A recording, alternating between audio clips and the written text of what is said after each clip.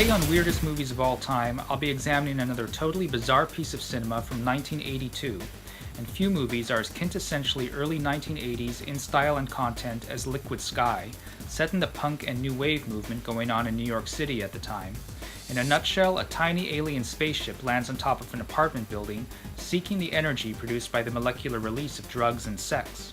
The alien sits right on top of a rooftop pad belonging to a supermodel named Margaret, and the actress playing Margaret also plays her rival male model, Jimmy.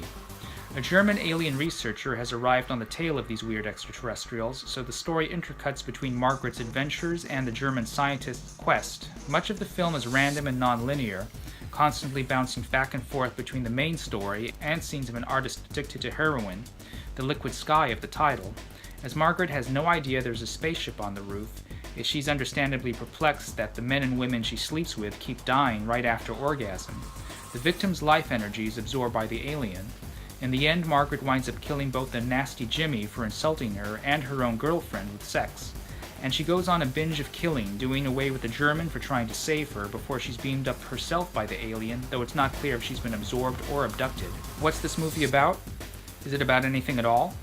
From the title, we know that heroin use is significant, and it is a plot point that the aliens feed off the orgasmic high produced by the drug, the same type of high produced by sex. I think the alien spaceship is really a metaphor, not surprising as so much of sci-fi is filled with technological metaphors and motifs standing in for social commentary, going back as far as Star Trek and the Twilight Zone. I think Liquid Sky is really about the hedonistic subculture in the New York music and fashion scene with its heavy use of drugs and sex with either gender. The time and place is also covered in a similar fashion by a more mainstream movie called Party Monster. Both Margaret and her male model nemesis are played by the same actress. Does that have any double meaning? I don't know, except maybe that our nastiest critics are ourselves.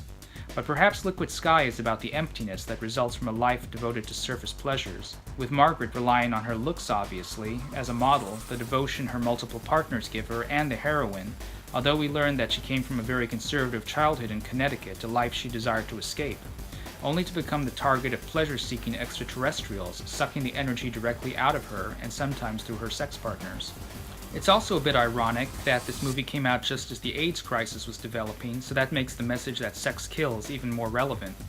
Emphasis is put on Margaret's past, as she's continually mocked by the hip crowd for having been raised as a typical conservative middle-class girl in Connecticut, a life she sought to escape for shallow New York in the modeling, drugs, sex, and rock and roll scene, which she seems to regret at the end for leading her to her killing spree, in which she also kills the alien researcher trying to save her.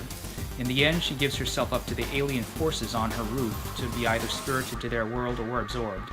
A fitting metaphor for the high-living, high-energy, absorbing vacuousness of the 1980s. That's the wild ride of Liquid Sky. A little shorter than the usual analysis, but I really can't think of anything more to say. Tune in next time for another synopsis of my thoughts on another one of the weirdest movies of all time.